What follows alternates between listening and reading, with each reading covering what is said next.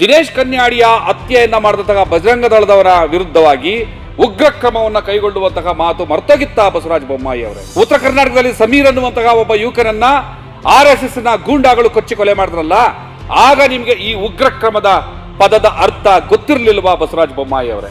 ಗಿರೀಶ್ ಎನ್ನುವಂತಹ ಹೆಸರಿನ ಇಬ್ಬರು ಹುಡುಗರನ್ನ, ದಲಿತ ಸಮುದಾಯದ ಹುಡುಗರನ್ನ ತುಮಕೂರಿನಲ್ಲಿ ಬರ್ಬರವಾಗಿ ಹತ್ಯೆ ಮಾಡಿದ್ರಲ್ಲ, ಆಗ ಈ ಉಗ್ರ ಕ್ರಮದ ಪದ ಮರ್ತೋಗಿತ್ತ, ಅಥವಾ ಈ ಉಗ್ರ ಕ್ರಮ ಅಂದ್ರೆ ಏನು ಅಂತ ಅನ್ನುವ ಅರ್ಥ ತಮಗೆ ಗೊತ್ತಿರಲಿಲ್ವಾ ಬಸವರಾಜ ಬೊಮ್ಮಾಯಿ ಅವರು? ಇದು ಹುಚ್ಚ, ಬೆಪ್ಪ, ಅಥವಾ ಅರ್ಧ ತಿಕ್ಲು ಅರ್ಧ ಪುಕ್ಲು ಅಂತಾರಲ್ಲ, ಆ ರೀತಿಯಾದಂತಹ ಮನಸ್ಥಿತಿಯ ಸಂಘ ಪರಿವಾರದ ಹಿನ್ನೆಲೆ ಇದ್ದಂತವರು ಮಸೂದ್ ಅನ್ನುವಂತಹ ಯುವಕನನ್ನ, ಮುಸಲ್ಮಾನ ಯುವಕರನ್ನ ಕೊಲೆ ಮಾಡಿದ್ರು ಕೂಡ ಮುಖ್ಯಮಂತ್ರಿಗಳು ಮಾತಾಡೋದಿಲ್ಲ, ಉಗ್ರ ಕ್ರಮದ ಮಾತನ್ನ ಹೇಳೋದಿಲ್ಲ. ರಾಜ್ಯದ ಪೊಲೀಸ್ ಇಲಾಖೆ ಅಧಿಕೃತ ಮಾಹಿತಿ ಅನ್ನೋ ರೀತಿ ಮಾತಾಡ್ತಿದ್ದೀರಲ್ಲ ಅರೆಗ ಜ್ಞಾನೇಂದ್ರ ಅವರೇ, ನಿಮ್ದೇನು ಅರಿತ ಜ್ಞಾನವಾ ಅಥವಾ ಅರ್ಧ ಜ್ಞಾನವಾ? ಸ್ನೇಹಿತರೆ, ಎಲ್ರಿಗೂ ನಮಸ್ಕಾರ. ಕನ್ನಡ ಒನ್ ನ್ಯೂಸ್ ಕಾರ್ಯಕ್ರಮಕ್ಕೆ ತಮ್ಮೆಲ್ಲರಿಗೂ ಕೂಡ ಆತ್ಮೀಯವಾದಂತಹ ಸ್ವಾಗತವನ್ನ ಕೋರ್ತಾ ಇದ್ದೇನೆ. ಇಡೀ ರಾಜ್ಯಕ್ಕೆ ಬೆಂಕಿ ಹಚ್ಚುವಂತಹ ಕೆಲಸವನ್ನ ಇವತ್ತು ಸಂಘ ಪರಿವಾರ ಮಾಡ್ತಾ ಇದೆ. ಇದು ಅದರ ಚಾಲಿಯನ್ನ ಅದನ್ನೇನು ಬಿಡೋದಿಲ್ಲ. ಅದು ಮತ್ತೆ ಇವತ್ತು ಪ್ರಾರಂಭ ಮಾಡಿದ್ದಾರೆ. ಕರಾವಳಿ ಭಾಗದಲ್ಲಿ ಇವತ್ತೊಂದು ಹೆಣ ಬಿತ್ತು. ಇಲ್ಲಿವರೆಗೂ ಕೂಡ ಮಾತು ಮರ್ತೋಗಿದ್ದಂತಹ ಶೋಭಾ ಕರಂದ್ಲಾಜೆ ಅವರು ಮತ್ತೆ ಅಬ್ಬರಿಸೋದಕ್ಕೆ ಶುರು ಮಾಡಿದ್ದಾರೆ. ನಾವು ಇನ್ನು ಅದೆಷ್ಟು ಜೀವಗಳನ್ನ ಕಳ್ಕೋಬೇಕು ಅನ್ನೋ ಪ್ರಶ್ನೆಗಳನ್ನ ಈಗ ಮಾಡ್ತಾ ಇದ್ದಾರೆ ಶೋಭಾ ಕರಂದ್ಲಾಜೆ ಅವರು. ಅವರ ಪ್ರಶ್ನೆಗಳಿಗೆ ಉತ್ತರ ಸಿಗುತ್ತೆ, ಜಸ್ಟ್ ವೇಟ್ ಎ ಮಿನಿಟ್. ಮತ್ತೆ ನಮ್ಮ ರಾಜ್ಯದ ಬಹಳ ಘನತೆವೆತ್ತಂತಹ ಮುಖ್ಯಮಂತ್ರಿಗಳಾದ ಬಸವರಾಜ ಬೊಮ್ಮಾಯಿ ಅವರು ಉಗ್ರ ಕ್ರಮವನ್ನ ತೆಗೆದುಕೊಳ್ಳುವಂತಹ ಮಾತನಾಡ್ತಾ ಇದ್ದಾರೆ. ಯಾಕೆ ಇದೆಲ್ಲ ಆಗ್ತಾ ಇದೆ ಅಂತಂದ್ರೆ, ಈಗ ಕರಾವಳಿಯಲ್ಲಿ ಪ್ರವೀಣ್ ಅನ್ನುವಂತಹ ಒಬ್ಬ ಯುವಕನ ಕೊಲೆ ಆಗಿದೆ. ಬಜರಂಗ ದಳದ ಕಾರ್ಯಕರ್ತ ಅಂತ ಹೇಳಲಾಗ್ತಾ ಇದೆ. ಹಾಗೆ ಬಿಜೆಪಿಯ ಯುವ ಮೋರ್ಚಾ ಘಟಕದಲ್ಲಿ ಕೂಡ ಇದ್ರು ಪ್ರವೀಣ್ ಅನ್ನುವಂತಹ ವಿಚಾರ ಬರ್ತಾ ಇದೆ. ಒಂದು ಕೋಳಿ ಅಂಗಡಿಯನ್ನ ಇಟ್ಕೊಂಡು ಜೀವನ ಮಾಡ್ತಿದ್ದಂತ ಪ್ರವೀಣ್ ಮೇಲೆ ಯಾರೋ 3 ಜನ ಅಟ್ಯಾಕ್ ಮಾಡಿ ನಿನ್ನೆ ಕೊಚ್ಚಿ ಕೊಲೆ ಮಾಡಿದ್ದಾರೆ ಅನ್ನುವಂಥ ವಿಚಾರಕ್ಕೆ ಸಂಬಂಧಪಟ್ಟಂತೆ ನಾನು ಆಗ್ಲೇ ಹೇಳಿದೆ, ಇದುವರೆಗೂ ಮಾತು ಮರ್ತೋಗಿದ್ದಂತಹ ಶೋಭಾ ಕರಂದ್ಲಾಜೆ ಅವರು ಇದ್ದಕ್ಕಿದ್ದಾಗೆ ಅಬ್ಬರಿಸೋದಕ್ಕೆ ಶುರು ಮಾಡಿದ್ದಾರೆ. ಉಗ್ರ ಕ್ರಮ ತೆಗೆದುಕೊಳ್ಳುವಂತಹ ಮಾತನ್ನ ಬಸವರಾಜ ಬೊಮ್ಮಾಯಿ ಅವರು ಆಡ್ತಾ ಇದ್ದಾರೆ. ಬಸವರಾಜ ಬೊಮ್ಮಾಯಿ ಅವರಿಗೆ ಒಂದು ಪ್ರಶ್ನೆ. ದಿನೇಶ್ ಕನ್ಯಾಡಿಯ ಹತ್ಯೆಯನ್ನ ಮಾಡಿದಂತಹ ಬಜರಂಗ ದಳದವರ ವಿರುದ್ಧವಾಗಿ ಉಗ್ರ ಕ್ರಮವನ್ನ ಕೈಗೊಳ್ಳುವಂತಹ ಮಾತು ಮರ್ತೋಗಿತ್ತ ಬಸವರಾಜ ಬೊಮ್ಮಾಯಿ ಅವರೇ? ಗಿರೀಶ್ ಎನ್ನುವಂತಹ ಹೆಸರಿನ ಇಬ್ಬರು ಹುಡುಗರನ್ನ, ದಲಿತ ಸಮುದಾಯದ ಹುಡುಗರನ್ನ ತುಮಕೂರಿನಲ್ಲಿ ಬರ್ಬರವಾಗಿ ಹತ್ಯೆ ಮಾಡಿದ್ರಲ್ಲ, ಆಗ ಈ ಉಗ್ರ ಕ್ರಮದ ಪದ ಮರ್ತೋಗಿತ್ತ, ಅಥವಾ ಈ ಉಗ್ರ ಕ್ರಮ ಅಂದ್ರೆ ಏನು ಅಂತ ಅನ್ನುವ ಅರ್ಥ ತಮಗೆ ಗೊತ್ತಿರಲಿಲ್ವಾ ಬಸವರಾಜ ಬೊಮ್ಮಾಯಿ ಅವರೇ? ಉತ್ತರ ಕರ್ನಾಟಕದಲ್ಲಿ ಸಮೀರ್ ಅನ್ನುವಂತಹ ಒಬ್ಬ ಯುವಕನನ್ನ RSS ನ ಗೂಂಡಾಗಳು ಕೊಚ್ಚಿ ಕೊಲೆ ಮಾಡಿದ್ರಲ್ಲ, ಆಗ ನಿಮ್ಗೆ ಈ ಉಗ್ರ ಕ್ರಮದ ಪದದ ಅರ್ಥ ಗೊತ್ತಿರಲಿಲ್ವಾ ಬಸವರಾಜ ಬೊಮ್ಮಾಯಿ ಅವರೇ? ಇನ್ನೆಷ್ಟು ಜನರನ್ನ ಕಳ್ಕೋಬೇಕು ನಾವು ಅಂತ ಪ್ರಶ್ನೆ ಮಾಡ್ತಾ ಇರುವಂತಹ ಶೋಭಾ ಕರಂದ್ಲಾಜೆ ಅವರಿಗೆ ಈಗ ನಾನು ಹೇಳಿದಂತ ಎಲ್ಲಾ ಘಟನೆಗಳಲ್ಲಿ ಅವರು ಹಿಂದೂಗಳು ಅಂತ ಅನ್ನಿಸ್ತಿಲ್ವಾ? ಗಿರೀಶ, ಇಬ್ರು ಹುಡುಗರು ಹೆಸರು ಗಿರೀಶ, ಅವರಿಬ್ರು ಹಿಂದೂಗಳು ಅಂತ ಅನ್ನಿಸ್ತಿಲ್ವಾ? ದಿನೇಶ್ ಕನ್ಯಾಡಿ ಹಿಂದೂ ಅಂತ ಅನ್ನಿಸ್ತಿಲ್ವಾ? ಇನ್ನೆಷ್ಟು ಜೀವಗಳನ್ನ ಕಳ್ಕೋಬೇಕು ನಾವು ಅಂತ ಅವತ್ತು ಪ್ರಶ್ನೆ ಮಾಡುವಂತಹ ಬದ್ಧತೆ ಶೋಭಾ ಕರಂದ್ಲಾಜೆ ಅವರಿಗೆ ಇರಲಿಲ್ವಾ? ಇದೆಲ್ಲದಕ್ಕಿಂತ ಇನ್ನೊಂದು ಬಹಳ ದುರಂತ ಏನು ಅಂತಂದ್ರೆ, ಹುಚ್ಚು ಹೆಚ್ಚಾಗಿ ಮತ್ತೆ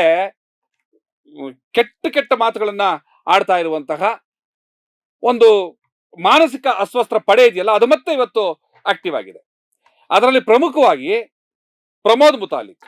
ಬಹುಶಃ ನಿದ್ದೆಗಣ್ಣಲ್ಲಿ ಪ್ರಮೋದ್ ಮುತಾಲಿಕ್ ಏನಾದ್ರೂ ಕೂಡ ಹೊಟ್ಟೆ ತುಂಬಾ ಊಟ ಮಾಡಿ ನಿದ್ದೆಗಣ್ಣಲ್ಲಿ ಮಲಗಿದ್ರೆ ಹೋಗಿ ಅವ್ರ ಮೈ ಮೇಲೆ ಕೈ ಇಟ್ಟು ಎಚ್ಚರಿಸಿದ್ರು ಸಾಕು, SDPI, PFI ಅನ್ನುವಂತಹ ಒಂದು ಯಾವಾಗಲೂ ಅವರ ಕನ್ವರ್ಕೆಯಲ್ಲೇ ಇರುವಂತಹ ವ್ಯಕ್ತಿ ಪ್ರಮೋದ್ ಮುತಾಲಿಕ್.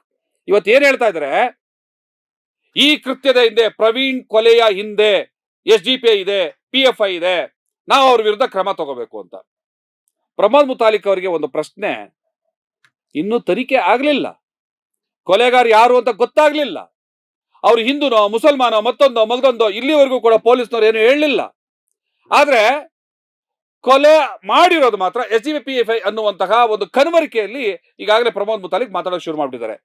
ಯಾವ ಒಂದು ಇನ್ವೆಸ್ಟಿಗೇಷನ್ ಆಫೀಸರ್ ತಾವು ಅಂತ ನನಗೆ ಅರ್ಥ ಆಗ್ಲಿಲ್ಲ ಪ್ರಮೋದ್ ಮುತಾಲಿಕ್ ಅವರಿಗೆ, ಅಥವಾ ಯಾವ ಇನ್ವೆಸ್ಟಿಗೇಷನ್ ಯೂನಿವರ್ಸಿಟಿನಲ್ಲಿ ತಾವು PhD ತಗೊಂಡು ಆಚೆ ಕಡೆ ಬಂದ್ರೋ ಗೊತ್ತಿಲ್ಲ. ಕೊಲೆ ನಡೆದ ತಕ್ಷಣವೇ ಅಪರಾಧಿಗಳು ಯಾರು ಅಂತ ಹೇಳುವಂತಹ ಬಹಳ ದೊಡ್ಡ ಒಂದು ವಿವೇಚನಾ ಶಕ್ತಿ ಅಥವಾ ಕಲ್ಪನಾ ಶಕ್ತಿ ಅಥವಾ ಏನದು ಅತಿಮಾನುಷ ಶಕ್ತಿ ತಮ್ಗೆ ಎಲ್ಲಿಂದ ಬಂದಿದೆಯೋ ನನಗಂತೂ ಗೊತ್ತಿಲ್ಲ.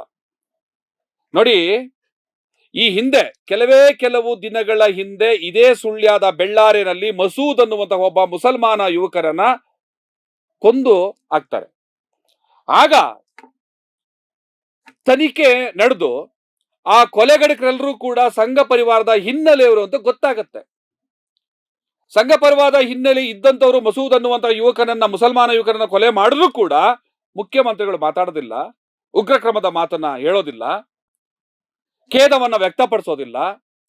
ಇದರ ಹಿಂದೆ ಹಿಂದೂ ಪರ ಸಂಘಟನೆಗಳಿದ್ದಾವೆ, RSS ಇದೆ, ಬಜರಂಗಳ ಇದೆ, ಶ್ರೀರಾಮ್ ಸೇನೆ ಇದೆ, ಈ ತರ ಹೇಳೋದಿಲ್ಲ. ತನಿಖೆ ಆಗಿ ಕೊಲೆಗಾರರು ಯಾರು ಅಂತ ಗೊತ್ತಾದ ಮೇಲೂ ಕೂಡ ಈ ಮಾತುಗಳನ್ನ ಈ ರಾಜ್ಯದ ಗೃಹ ಮಂತ್ರಿ ಕೂಡ ಮಾತಾಡೋದಿಲ್ಲ, ಪೊಲೀಸ್ನವರು ಕೂಡ ಮಾತಾಡೋದಿಲ್ಲ. ಆದ್ರೆ ಈಗ ಏನು ಪ್ರವೀಣ್ ಅವರ ಕೊಲೆ ಆಗಿದೆ, ಕೊಲೆ ಮಾಡಿದ್ ಯಾರು ಅಂತ ಇಲ್ಲೂ ಕೂಡ ಗೊತ್ತಾಗಿಲ್ಲ. ಈಗ್ಲೂ ಕೂಡ ಪೊಲೀಸ್ನವರು ತನಿಖೆಯನ್ನ ಪ್ರಾರಂಭ ಮಾಡಿದ್ದಾರೆ. ಯಾರೋ ಕೇರಳದಿಂದ ಬಂದು ಕೊಂದು ಹೋದ್ರಂತೆ ಅನ್ನುವಂತಹ ಊಹಾಪೋಹಗಳು ಹರಿದಾಡ್ತಾ ಇದ್ದಾವೆ. ನಿಜವೋ ಸುಳ್ಳು ಅದಾದ್ಮೇಲೆ ತನಿಖೆ ನಂತರ ಗೊತ್ತಾಗುತ್ತೆ. ನಮ್ಮಲ್ಲಿ ಒಂದು ಬೃಹಸ್ಪತಿ ಸುದ್ದಿ ಮಾಧ್ಯಮ ಇದೆ, ಪಬ್ಲಿಕ್ ಟಿವಿ ಅಂತ. ಅದರ ನಿರೂಪಕ ಅರುಣ್ ಬಡಿಗೇರ್ ಇವತ್ತು ಇಡೀ ರಾಜ್ಯಕ್ಕೆ ಸುಳ್ಳನ್ನ ಹೇಳುವ ರೀತಿಯಲ್ಲಿ ಒಂದು ಕಥೆಯನ್ನ ಕಟ್ಟಿ ಬಿಡ್ತಾ ಇದ್ದಾರೆ. ಏನು ಅಂತಂದ್ರೆ, ಮಸೂದ್ ಅನ್ನುವಂತಹ ಮುಸಲ್ಮಾನ ಯುವಕನ ಸಾವಾದಾಗ SDPI ಮತ್ತೆ PFI ನವರ ಮುಖಂಡರುಗಳು, ರಾಜ್ಯ ಮಟ್ಟದ ಮುಖಂಡರುಗಳು ಒಂದು ಪ್ರತೀಕಾರದ ಮಾತನ್ನ ಆಡಿದ್ರು. ಮಸೂದನ ಕೊಲೆಗೆ ನಾವು ಪ್ರತೀಕಾರವನ್ನ ಪಡಿತೀವಿ, ನಾವು ಮುಯಿಗೆ ಮುಯಿ ತೀರಿಸ್ತೀವಿ ಅನ್ನೋ ಮಾತುಗಳನ್ನ ಆಡಿದ್ರು ಅಂತ. ಮಿಸ್ಟರ್ ಅರುಣ್ ಬಡಿಗೇರ್, ಪಬ್ಲಿಕ್ ಟಿವಿಯ, ಅದು ಪಬ್ಲಿಕ್ ಟಿವಿನ ಪಬ್ಲಿಕ್ ಟಾಯ್ಲೆಟ್ ನನಗಂತೂ ಅರ್ಥ ಆಗ್ತಾ ಇಲ್ಲ. ಈ ಪಬ್ಲಿಕ್ ಟಿವಿಯ ಆಂಕರ್ ಅರುಣ್ ಬಡಿಗೇರ್, ನಿಮ್ಗೊಂದು ಪ್ರಶ್ನೆ. ಎಲ್ಲಾದ್ರೂ ಕೂಡ ಸರಿ, ಎಂತದ್ದೇ ಸಂದರ್ಭದಲ್ಲಾದ್ರೂ ಕೂಡ ಸರಿ, ಈ ಮಸೂದ್ ಅನ್ನುವಂತಹ ಮುಸಲ್ಮಾನ ಯುವಕನ ಕೊಲೆ ಆದಂತಹ ಸಂದರ್ಭದಲ್ಲಿ ಯಾವುದೇ PFI ಅಥವಾ SDPನವರು ಪ್ರತೀಕಾರದ ಮಾತನ್ನ ಆಡಿದ್ದಾರೆ ಅನ್ನೋದೇನಾದ್ರೂ ನಿಮ್ಮ ಹತ್ರ ಇದ್ರೆ ದಾಖಲೆ ಸಮೇತ ಅದನ್ನ ವಿಡಿಯೋ ಸಮೇತ ಒಂದು ಸಾರಿ ರಿವ್ಯೂ ಮಾಡಿ, ಇಡೀ ರಾಜ್ಯ ನೋಡ್ಲಿ. ನೀವು ನಿಮ್ಮ ಕಲ್ಪನೆಗಳನ್ನ ಕಟ್ಕೊಂಡು ನಿಮ್ಮ ಸುಳ್ಳುಗಳನ್ನ ಬಿತ್ತರ ಮಾಡೋದಕ್ಕೋಸ್ಕರ, ಈ ಬಿಜೆಪಿ ಸರ್ಕಾರವನ್ನ ಮೆಚ್ಚಿಸೋದಕ್ಕೋಸ್ಕರ ಸಂಘ ಪರಿವಾರದ ಗುಲಾಮರಂತೆ ಮಾತಾಡೋದನ್ನ ಮೊದಲು ನಿಲ್ಲಿಸಬೇಕು ಮಿಸ್ಟರ್ ಅರುಣ್ ಬಡಿಗೇರ್. ನಿಮ್ಮ ಪತ್ರಿಕಾ ಧರ್ಮದ ಇದೆಯಲ್ಲ, ಆ ವೃತ್ತಿ ಧರ್ಮವನ್ನ, ಆ ಘನತೆಯನ್ನ, ಆ ಯೋಗ್ಯತೆಯನ್ನ, ಆ ಮಾನವನ್ನ, ಮರ್ಯಾದೆಯನ್ನ ಒಂದಿಷ್ಟಾದ್ರೂ ಕಾಪಾಡ್ಕೊಳ್ಬೇಕು ಮಿಸ್ಟರ್ ಅರುಣ್ ಬಡಿಗೇರ್. ನಿಮ್ಮಣ್ಣ ರಂಗಣ್ಣ ಆಡ್ದಂಗೆ ನೀವು ಕೂಡ ಆಡಕ್ ಹೋದ್ರೆ ಆ ಕೋತಿ ಚೇಷ್ಟೆ ನಿಮ್ದು ಕೂಡ ಆಯ್ತು ಅಂತಂದ್ರೆ ಈ ರಾಜ್ಯದ ಜನ ನಿಮಗೆ, ನಿಮ್ಮ ಪತ್ರಿಕಾ ಧರ್ಮಕ್ಕೆ ಧಿಕ್ಕಾರವನ್ನ ಹೇಳ್ಬೇಕಾಗ್ತದೆ, ಹೇಳ್ತಾರೆ ಕೂಡ. ಸುಳ್ಳುಗಳನ್ನ ಮಾಧ್ಯಮಗಳಲ್ಲಿ ಕೂತ್ಕೊಂಡು ಒದರೋದನ್ನ ಮೊದಲು ಬಿಡಿ. ಪ್ರಮೋದ್ ಮುತಾಲಿಕ್ ಈ ವಿಚಾರದಲ್ಲಿ ಒಬ್ಬ ಮಾನಸಿಕ ಅಸ್ವಸ್ಥ ಅನ್ನುವಂಥ ತೀರ್ಮಾನಕ್ಕೆ ನಾವೆಲ್ಲ ಬಂದಾಗಿದೆ ಆಲ್ರೆಡಿ. ಕನ್ಸಲ್ಲೂ ಕೂಡ SDPI PFI ನ ಕನ್ವರ್ಸ್ತಾರೆ. ಆದ್ರೆ ತಾವು ಅರುಣ್ ಬಡಿಗೇರ್ ಒಬ್ಬ ಪತ್ರಕರ್ತರು, ನಿಮ್ಗೆ ಜವಾಬ್ದಾರಿ ಇದೆ, ಸಮಾಜದ ಶಾಂತಿಯನ್ನ ಕಾಪಾಡಬೇಕಾದಂತ ಹೊಣೆಗಾರಿಕೆ ನಿಮ್ಮ ಮೇಲಿದೆ. ಆದ್ರೆ ನೀವೇ ಕೂತ್ಕೊಂಡು ಪೆಟ್ರೋಲ್ ಎರಚಿ ಬೆಂಕಿಯನ್ನು ಹಚ್ಚುವಂತ ಕೆಲಸವನ್ನ ಮಾಡ್ತಾ ಇದ್ದೀರಿ. Once again I repeat, police ತನಿಖೆ ಮುಗಿದಿಲ್ಲ, ಕೊಲೆಗಾರ ಯಾರು ಅಂತ ಗೊತ್ತಾಗಿಲ್ಲ, ಅವ್ರ ಹೆಸರೇನು, ಅವ್ರ ಕುಲ ಏನು, ಅವ್ರ ಅಪ್ಪ ಯಾರು, ಅವ್ರ ಊರು ಯಾವುದು, ಯಾರು, ಅವ್ರ ವಯಸ್ಸೇನು, ಅವ್ರ ಮುಖಚಹರೆ ಹೇಗಿದೆ, ಇಲ್ಲಿವರೆಗೂ ಕೂಡ ಈ ರಾಜ್ಯದ ಜನತೆಗೆ ಪೊಲೀಸ್ನವರು ಅಧಿಕೃತವಾಗಿ ಹೇಳಿಲ್ಲ. ಆದ್ರೆ ಕೊಲೆಗಾರ ಯಾರು ಅಂತ ನೀವೀಗಾಗಲೇ ತೀರ್ಮಾನ ಕೊಡೋಕೆ ಹೊರಟೋಗಿದ್ದೀರಿ. ಮಾನಗೆಟ್ಟ ಮಾಧ್ಯಮಗಳು ಕೆಲವು, ಈ ಹಿಂದೂ ಪರ ಸಂಘಟನೆಗಳ ತಲೆ ಕೆಟ್ಟವರು ಕೆಲವರು, ಮತ್ತೆ ನಾವು ಈ ರಾಜ್ಯದ ಮುಖ್ಯಮಂತ್ರಿ ಆಗಿರುವಂತದ್ದು, ಸಂಸದರಾಗಿರುವಂತದ್ದು, ಮತ್ತೆ ಏನು ಗೃಹ ಮಂತ್ರಿ ಆಗಿರೋದು ಕೇವಲ ಹಿಂದೂ ಪರ ಸಂಘಟನೆಗಳ ಕಾರ್ಯಕರ್ತರ ಪಾಲಿಗೆ ಮಾತ್ರ, ಇಡೀ ರಾಜ್ಯಕ್ಕಲ್ಲ ಅಂತ ಅನ್ಕೊಂಡಿರುವಂತಹ ಬಸವರಾಜ ಬೊಮ್ಮಾಯಿ ಅವರೇ, ಅರಗ ಜ್ಞಾನೇಂದ್ರ ಅವರೇ, ಶೋಭಾ ಕರಂದ್ಲಾಜೆ ಅವರೇ, ನಿಮ್ಮ ಬುದ್ಧಿಗೆ ಕೌದಿರುವಂತಹ ಮಂಕನ್ನ ಸರಿ ಮಾಡ್ಕೊಳ್ಳಿ. ಮತ್ತೆ ಈಗಷ್ಟೇ ಬಂದಿರುವಂತಹ ವರದಿ ಏನು ಅಂತಂದ್ರೆ, ಹಿಜಾಬ್ ಪರವಾದಂತಹ ಹೋರಾಟಗಾರರು ಈ ಕೊಲೆಯ ಹಿಂದೆ ಇದ್ದಾರೆ ಅನ್ನುವಂತಹ ವಿಷಯವನ್ನ ಈ ರಾಜ್ಯದ ಗೃಹ ಮಂತ್ರಿ ಅರಗ ಜ್ಞಾನೇಂದ್ರ ಹೇಳ್ತಾ ಇದ್ದಾರೆ. ಅರಗ ಜ್ಞಾನೇಂದ್ರ ಅವರೇ, ನೀವೇನು ಈ ರಾಜ್ಯದ ಗೃಹ ಮಂತ್ರಿನಾ, ಅಥವಾ ನೀವು ಮಾಯಾಮಂತ್ರ ಮಾಡಿ ಅಥವಾ ಮಾಟ ಕೀಟ ಮಾಡಿ ನಿಮ್ಮ ದಿವ್ಯಜ್ಞಾನದಿಂದ ಯಾರು ಏನು ಅಂತ ಕಂಡಿಡ್ಕೊಳ್ಳುವಂತಹ ಒಬ್ಬ ತಂತ್ರಗಾರನ? ಸ್ವಲ್ಪನಾದ್ರೂ ಕೂಡ ಆ ಗೃಹ ಮಂತ್ರಿ ಸ್ಥಾನದ ಯೋಗ್ಯತೆಯನ್ನ, ಮರ್ಯಾದೆಯನ್ನ, ಗೌರವವನ್ನ ಕಾಪಾಡ್ಕೊಳ್ಳಿ. ಯಾಕೆ ನೀವು ಕೂಡ ಮಾನಸಿಕ ಅಸ್ವಸ್ಥರ ಸಾಲಿಗೆ ಸೇರ್ತಾ ಇದ್ದೀರಿ? ಹಿಜಾಬ್ ಪರ ಹೋರಾಟಗಾರ ಯಾರಿದ್ದಾರೆ ಅವರು ಈ ಕೊಲೆಯ ಹಿಂದೆ ಇದ್ದಾರೆ ಅಂತ ಪೊಲೀಸ್ನವ್ರು ಈಗಾಗಲೇ ರಿವ್ಯೂ ಮಾಡಿದ್ರ? ಎಲ್ಲಾದ್ರೂ ಚಾರ್ಜ್ ಶೀಟ್ ಮಾಡಿದ್ರ? FIR ಮಾಡಿದ್ರ? ಏನೂ ಇಲ್ಲದೆ ಈ ರೀತಿಯಾದ ನಿಮ್ಮ RSS ಕಚೇರಿಗಳಿಂದ ಬರುವಂತಹ ಮಾಹಿತಿಯನ್ನ ರಾಜ್ಯದ ಪೊಲೀಸ್ ಇಲಾಖೆ ಅಧಿಕೃತ ಮಾಹಿತಿ ಅನ್ನೋ ರೀತಿ ಮಾತಾಡ್ತಿದ್ದೀರಲ್ಲ ಅರಗ ಜ್ಞಾನೇಂದ್ರ ಅವರೇ, ನಿಮ್ದೇನು ಅರಿತ ಜ್ಞಾನವ ಅಥವಾ ಅರ್ಧ ಜ್ಞಾನವ? ಅರಗ ಜ್ಞಾನೇಂದ್ರ ಅವರು ಈ ರಾಜ್ಯದ ಗೃಹ ಮಂತ್ರಿ ಅನ್ನುವಂತಹ ಆ ಒಂದು ಸ್ಥಾನದ ಘನತೆಯನ್ನ ಮರೆತು ಮಾತಾಡಬಾರದು. ನೀವು ಕೇವಲ ಯಾವುದೋ ಒಂದು ಸಂಘಟನೆಗೆ ಗೃಹ ಮಂತ್ರಿ ಅಲ್ಲ, ಇಡೀ ರಾಜ್ಯಕ್ಕೆ, ಈ ರಾಜ್ಯದ 7 ಕೋಟಿ ಜನ ಏನಿದ್ದಾರೆ ಅವರಿಗೆ ನೀವು ಗೃಹ ಮಂತ್ರಿಗಳು. ಆ ಕನಿಷ್ಠ ಅರಿವು ಇರಲಿ ಅರಗ ಜ್ಞಾನೇಂದ್ರ ಅವರೇ. ಇನ್ನು ಈ ರಾಜ್ಯದ ಮುಖ್ಯಮಂತ್ರಿ ತಾನೇ ಸ್ವತಃ ರಿವೆಂಜ್ ತಗೊಳ್ಳುವ ಮಾತಾಡ್ತಾರೆ, ಕ್ರಿಯೆಗೆ ಪ್ರತಿಕ್ರಿಯೆ ಅಂತ. ಇದು ಒಬ್ಬ ಮುಖ್ಯಮಂತ್ರಿಗಳು ಮಾತಾಡೋ ಮಾತಲ್ಲ. ಏಕಾಚಿತ್ ಬೀದಿ ಗುಂಡಾಗಳು ಮಾತಾಡುವಂತ ಮಾತು ಅಂತ ಹಲವಾರು ಸಾರಿ ಹೇಳಿದ್ದೀವಿ. ಮುಖ್ಯಮಂತ್ರಿಗಳ ಸ್ಥಾನದ ಗೌರವವನ್ನ ಕರೆತು ಮಾತಾಡಬೇಕಾಗ್ತದೆ ಬಸವರಾಜ ಬೊಮ್ಮಾಯಿ ಅವರು. ಸಂಸದೆ ಶೋಭಾ ಕರಂದ್ಲಾಜೆ ಅವರಂತೂ ಗೊತ್ತು ಬಿಡಿ, ಹೆಣ ಎಲ್ಲಿ ಬೀಳುತ್ತೋ ಅಲ್ಲಿ ಬಂದು ಬಾಯಿ ತೆಗಿತಾರೆ ಅವರು. ಅಲ್ಲಿವರೆಗೂ ಅವ್ರ ಬಾಯಿಂದ ಒಂದು ಅಕ್ಷರ ಬರೋದಿಲ್ಲ. ಇನ್ನೊಂದು ನಾವೆಲ್ಲರೂ ಕೂಡ ಗಮನಿಸಬೇಕಾಗಿರುವಂತ ಸ್ನೇಹಿತರೆ ಏನು ಅಂತಂದ್ರೆ, ಈ ಹಿಂದೆ ಕಾಂಗ್ರೆಸ್ ಗವರ್ಮೆಂಟ್ ಇದ್ದಾಗ ಯಾವ್ದಾದ್ರೂ ಕೊಲೆಗಳಾದಾಗ ಸರ್ಕಾರವನ್ನ ಟೀಕೆ ಮಾಡ್ತಾ ಇದ್ರು. ಇಟ್ಸ್ ಫೈನ್, ಹಾಗೆ ಆಗ್ಬೇಕು ಕೂಡ. ಯಾವ್ದಾದ್ರು ಗಲಭೆಗಳು, ಅತ್ಯಾಚಾರಗಳು, ಅನಾಚಾರಗಳು, ಭ್ರಷ್ಟಾಚಾರಗಳು, ಒಡೆದಾಟಗಳು, ಬಡದಾಟಗಳು ಈಗ ಆದಾಗ ನಾವು ಸರ್ಕಾರವನ್ನೇ ಪ್ರಶ್ನೆ ಮಾಡಬೇಕು. ಕಾರಣ ಏನು ಅಂತಂದ್ರೆ, ಆ ಒಂದು ಒಡೆದಾಟ ಬಡದಾಟ ಕೊಲೆಯನ್ನ ನಿಯಂತ್ರಣ ಮಾಡಬೇಕಾಗಿರೋ ಜವಾಬ್ದಾರಿ ಸರ್ಕಾರಕ್ಕೆ ಇರುತ್ತೆ. 22 ಜನ ಹಿಂದೂ ಕಾರ್ಯಕರ್ತರ ಕೊಲೆ ಆಯ್ತು, ಇದಕ್ಕೆ ಕಾರಣ ಕಾಂಗ್ರೆಸ್ ಸರ್ಕಾರ ಅಂತ ಆಪಾದನೆ ಮಾಡ್ತಾ ಇದ್ರು. ಆ ಸರ್ಕಾರವನ್ನ ಆಪಾದನೆ ಮಾಡಿ ಅವ್ರನ್ನ ಪ್ರಶ್ನೆ ಕೇಳುವಂತ ಹಕ್ಕು ಎಲ್ರಿಗೂ ಇತ್ತು, ಕೇಳಿದ್ದು ಸರಿ. ಆದ್ರೆ ಈಗ ಬಿಜೆಪಿ ಆಡಳಿತದ ಸರ್ಕಾರ ಇರುವಾಗ ಯಾವ್ದಾದ್ರು ಕೊಲೆ ಆಯ್ತು ಅಂತಂದ್ರೆ ಯಾರನ್ನ ಪ್ರಶ್ನೆ ಮಾಡ್ಬೇಕು? ಆಡಳಿತಗಾರನ ಪ್ರಶ್ನೆ ಮಾಡ್ಬೇಕು. ಆದ್ರೆ ನೀವು ಯಾರನ್ನ ಪ್ರಶ್ನೆ ಮಾಡ್ತಾ ಇದ್ದೀರಿ? ಒಂದ್ ಸೆಕೆಂಡ್ ಕಾಂಗ್ರೆಸ್ನ ಪ್ರಶ್ನೆ ಮಾಡ್ತಾ ಇದ್ದೀರಿ. ಕಾಂಗ್ರೆಸ್ ಬದುಕಿದ್ಯಾ ಅಂತಾನೆ ನನ್ನ ಪ್ರಶ್ನೆ ಇದೆ. ಮತ್ತೆ ಯಾರನ್ನ ಪ್ರಶ್ನೆ ಮಾಡ್ತಾ ಇದ್ದೀರಿ? ಇಡೀ ರಾಜ್ಯದಲ್ಲಿ ಒಬ್ಬ MLA ಕೂಡ ಇಲ್ಲ, SDPI ನ ಪ್ರಶ್ನೆ ಮಾಡ್ತೀರಿ. ಇದು ಹುಚ್ಚ, ಬೆಪ್ಪ, ಅಥವಾ ಅರ್ಧ ತಿಕ್ಲು ಅರ್ಧ ಪುಕ್ಲು ಅಂತಾರಲ್ಲ, ಆ ರೀತಿಯಾದಂತ ಮನಸ್ಥಿತಿಯ? ಸ್ವಲ್ಪನಾದ್ರೂ ವಿವೇಚನೆ ಇದೆಯಾ? ಶಾಂತಿ ಭಂಗ ಆಗ್ತಾ ಇದೆ, ಕೊಲೆಗಳು ಅವ್ಯಾಹತವಾಗಿ ನಡೀತಾ ಇದಾವೆ ಅಂತಂದ್ರೆ ಆಡಳಿತ ಪಕ್ಷ ವೈಫಲ್ಯ ಆಗಿದೆ ಅಂತ ಅರ್ಥ. ಗುಪ್ತಚರ ಇಲಾಖೆ ಫೇಲ್ ಆಗಿದೆ ಅಂತ ಅರ್ಥ. ಪೊಲೀಸರನ್ನ ಕೆಲಸ ಮಾಡೋದಕ್ಕೆ ಸರ್ಕಾರ ಸರಿಯಾಗಿ ಅವಕಾಶ ಮಾಡಿಕೊಡ್ತಾ ಇಲ್ಲ, ಸರ್ಕಾರ ಹಸ್ತಕ್ಷೇಪ ಮಾಡ್ತಾ ಇದೆ ಪೊಲೀಸ್ನವರ ಕಾರ್ಯಾಚರಣೆ ಅಂತ ಅರ್ಥ. ಆದ್ರೆ ಇಲ್ಲಿ ಹೆಣ ಬಿದ್ದಾಗ ಬಿಜೆಪಿಯನ್ನ ಪ್ರಶ್ನೆ ಮಾಡೋದು ಬಿಟ್ಟು, ಮುಖ್ಯಮಂತ್ರಿಗಳಿಗೆ ಧಿಕ್ಕಾರ ಹೇಳೋದು ಬಿಟ್ಟು ಮತ್ತೇನೋ ಕಾರಣ ಹೇಳ್ತಾರೆ. ಕೊಲೆಗಳಾದಾಗ ಆಡಳಿತ ಪಕ್ಷದ ಜವಾಬ್ದಾರಿ ಅನ್ನೋದನ್ನ ಸಾಮಾನ್ಯ ಜನರು ಕೂಡ ಅರ್ಥ ಮಾಡ್ಕೋಬೇಕಾಗಿರೋದು. ಕೊನೆಯದಾಗಿ ನಳಿನ್ ಕುಮಾರ್ ಕಟೀಲ್ ಸುಳ್ಯಗೆ ಇವತ್ತು ಭೇಟಿ ಕೊಟ್ಟರು.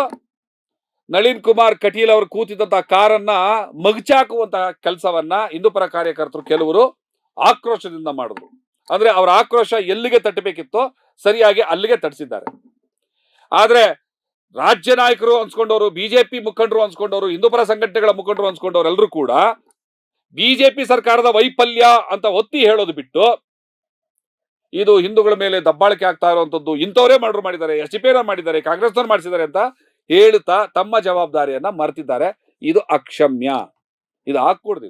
ಕೊನೆಯದಾಗಿ ನಾ ಹೇಳೋದೇನು ಅಂತಂದ್ರೆ, ಅದು ಮಸೂದ್ ಆಗಿರ್ಲಿ, ಪ್ರವೀಣ್ ಆಗಿರ್ಲಿ, ಜೀವಗಳಷ್ಟೇ. ಯಾವ ಜೀವಗಳು ಕೂಡ ಹೋದ್ರೆ ಅದು ಯಾರಿಗೂ ಸಂತೋಷ ತರುವಂತ ವಿಚಾರ ಅಲ್ಲ, ಇದು ದುಃಖದ ಸಂಗತಿ. ಹಿಂದೂ ಹಿಂದೂ ಹಿಂದೂ ಅಂತ ಹಿಂದೂ ಧರ್ಮದ ಅಮಲನ್ನ ಯುವಕರ ತಲೆಗಳಲ್ಲಿ ತುಂಬಿ ಇವತ್ತು ಅವರು ಹೀಗೆ ಕೊಲೆಗೆ ಈಡಾಗಿ ರಸ್ತೆಯಲ್ಲಿ ಬಿದ್ದಿರುವಾಗ ಯಾರು ಬರೋದಿಲ್ಲ. ಪ್ರವೀಣ್ ಅವರ ತಂದೆ ತಾಯಿಯ ಮಾತನ್ನ ನೀವು ಕೇಳಬೇಕಿತ್ತು. ಶವವನ್ನ ಮೆರವಣಿಗೆ ಮಾಡಬೇಡಿ, ಆ ಮೆರವಣಿಗೆ ಮಾಡೋದ್ರ ಮೂಲಕ ಯಾರಿಗೂ ಕೂಡ ತೊಂದರೆ ಮಾಡಬೇಡಿ, ಸಾರ್ವಜನಿಕರಿಗೆ ತೊಂದರೆ ಮಾಡಬೇಡಿ. ಮತ್ತೆ ಶಾಸಕರು ಬಂದು ನೋಡ್ತಾರೆ ಅಂತ ಹೇಳ್ತೀರಿ. ಶಾಸಕರು ಇನ್ನೂ ಕೂಡ ಸುನಿಲ್ ಕುಮಾರ್ ಅವರು ಬೆಂಗಳೂರಲ್ಲಿ ಇದ್ದಾರೆ, ಏರ್ಪೋರ್ಟ್ ಅಲ್ಲಿ ಇದ್ದಾರೆ ಅಂತ ಸುಳ್ಳು ಹೇಳ್ತಾ ಇದ್ದೀರಿ. ಅವ್ರಿಗೋಸ್ಕರ ನಾವು ಇದನ್ನ ಕಾಯೋದು ಬೇಡ, ಇದನ್ನ ನೀವು ರಾಜಕೀಯ ಲಾಭಕ್ಕೆ ಬಳಸಬೇಡಿ ಅನ್ನುವಂತಹ ಮನವಿಯನ್ನ ಸ್ವತಃ ತಂದೆ ಮಾಡಿದ್ರು, ಅವ್ರ ಸಂಬಂಧಿಕರುಗಳು ಮಾಡಿದ್ರು. ಆದ್ರೆ ಕೊನೆಗೂ ಏನಾಯ್ತು? ಶವದ ಮೆರವಣಿಗೆಯನ್ನ ಮಾಡೋದಕ್ಕೆ ಹೊರಟರು ಬಿಜೆಪಿ ಸರ್ಕಾರ. ಹಿಂಬಾಗ್ಲಿಂದ ಅವರೇ ನಿಂತು ಮಾಡಿಸುವಂತ ಕೆಲವು ಪ್ರಾಯೋಜನೆ ಮಾಡ್ತಾ ಇರುವಂತಹ ಗಲಭೆಗಳಿಗೆ ಈ ಸರ್ಕಾರವೇ ಕಾರಣ. ಮೆರವಣಿಗೆನ ಮಾಡಿದ ಪರಿಣಾಮ ಏನಾಯ್ತು? ಕೊನೆಗೆ ಲಾಠಿ ಚಾರ್ಜ್ ಆಯ್ತು. ನೂರಾರು ಜನಕ್ಕೆ ಪೊಲೀಸ್ನವರು ಬಡಿದ್ರು, ದನಕ್ಕೆ ಬಡದಾಗ ಬಡಿದ್ರು. ಕೆಲವು ಬಿಜೆಪಿ ಕಾರ್ಯಕರ್ತರ ತಲೆ ಒಡೆದು ರಕ್ತ ಸುರಿಯೋದಕ್ಕೆ ಆರಂಭ ಆಯ್ತು. ಯಾರ ಮೇಲೆ ಇವಾಗ ದಬ್ಬಾಳಿಕೆ ಮಾಡ್ತಾ ಇರೋದು? SDPI, PFI, ಕಾಂಗ್ರೆಸ್ ಈ ರಾಜ್ಯದ ಆಡಳಿತ ಚುಕ್ಕಾಣಿ ಹಿಡಿದಿದ್ಯಾ? ಬಿಜೆಪಿ ಆಡಳಿತ ಚುಕ್ಕಾಣಿ ಇದೆ. ಬಿಜೆಪಿಯ ಗೆಲುವಿಗಾಗಿ ಹಗಲು ഇരുಳು ಶ್ರಮಿಸಿದಂತಹ ಯುವಕರ ಕೊಲೆಗಳಾಗ್ತಾ ಇದ್ದಾವೆ. ತನ್ನ ಕಾರ್ಯಕರ್ತರನ್ನ, ತನ್ನ ಸಪೋರ್ಟರ್ಸ್ ಅನ್ನ ಕಾಪಾಡ್ಕೊಳ್ಳೋ ಯೋಗ್ಯತೆ ಬಿಜೆಪಿಗಿಲ್ಲ. ಬಿಜೆಪಿ ಸರ್ಕಾರದ ವಿರುದ್ಧ ಕೆಲವರಾದ್ರೂ ಕೂಡ ಎಚ್ಚೆತ್ತುಕೊಂಡು ಪ್ರತಿಭಟನೆ ಮಾಡಿ ಬೀದಿಗಿಳಿತಾರೆ. ಅವ್ರ ಮೇಲೆ ಇದೇ ಬಿಜೆಪಿ ಸರ್ಕಾರ ಲಾಠಿ ಚಾರ್ಜ್ ಮಾಡಿಸುತ್ತೆ. ಇವತ್ತು ತಲೆ ಹೊಡ್ಕೊಂಡು ರಕ್ತ ಸುರಿಸ್ಕೊಂಡು ಆ ಯುವಕರು ಅಯ್ಯೋ ಅಮ್ಮ ಅಂತ ಕಿರ್ಚಾಡ್ತಾರೆ, ರೋಡಲ್ಲಿ ಓಡ್ತಾ ಇದ್ದಾರೆ. ಪ್ರಬೋದ್ ಮುತಾಲಿಕ್ ತರದ ಒಬ್ಬ ಮಾನಸಿಕ ಅಸ್ವಸ್ಥರು ಇದಕ್ಕೆ ಕಾರಣ SDPI, PFI ಅಂತ ಹೇಳ್ತಾರೆ. ಪೊಲೀಸ್ನವರು ಕೂಡ ಅದನ್ನು ಒಪ್ಪಿಲ್ಲ. ರಾಜ್ಯದ ಮುಖ್ಯಮಂತ್ರಿಗಳು, ಗೃಹ ಮಂತ್ರಿಗಳು ಕೂಡ ಬೇಜವಾಬ್ದಾರಿ ಹೇಳಿಕೆ ನೀಡ್ತಾ ಇದ್ದಾರೆ. ಸಂಸದೆ ಶೋಭಾ ಕರಂದ್ಲಾಜೆ ತಮ್ಮ ಎಂದಿನ ಶೈಲಿಯ ಆ ಕೂಗುಮಾರಿ ಪ್ರವೃತ್ತಿಯನ್ನು ಮುಂದುವರಿಸ್ತಾ ಇದ್ದಾರೆ. ಜನ ನೋಡ್ತಾ ಇದ್ದಾರೆ. ಇದಕ್ಕೆಲ್ಲ ತಕ್ಕ ಉತ್ತರವನ್ನ ಮುಂದಿನ ಚುನಾವಣೆಗಳಲ್ಲಿ ನಾವು ಇವರಿಗೆ ಕೊಡಬೇಕಾಗತ್ತೆ ಅನ್ನುವಂತ ಮಾತನ್ನ ಹೇಳ್ತಾ ನನ್ನ ಇವತ್ತಿನ ಈ ವಿಚಾರವನ್ನ ತಮ್ಮ ಮುಂದೆ ಇಟ್ಟಿದ್ದೀನಿ. ಸತ್ಯ ಯಾವುದು, ಸುಳ್ಳು ಯಾವುದು, ನಮ್ಮ ನಡೆ ಹೇಗಿರ್ಬೇಕು ಅನ್ನೋ ಯೋಚಿಸುವಂತ ಸಮಯ ಇದು ನಿಮ್ದು ಅಂತ ಹೇಳ್ತಾ ಈ ಕಾರ್ಯಕ್ರಮ ಮುಗಿಸ್ತಾ ಇದ್ದೀನಿ. ತಮ್ಮೆಲ್ಲರೂ ಶುಭ ಆಗ್ಲಿ. ನಮಸ್ಕಾರ. ಜೈ ಭೀಮ್.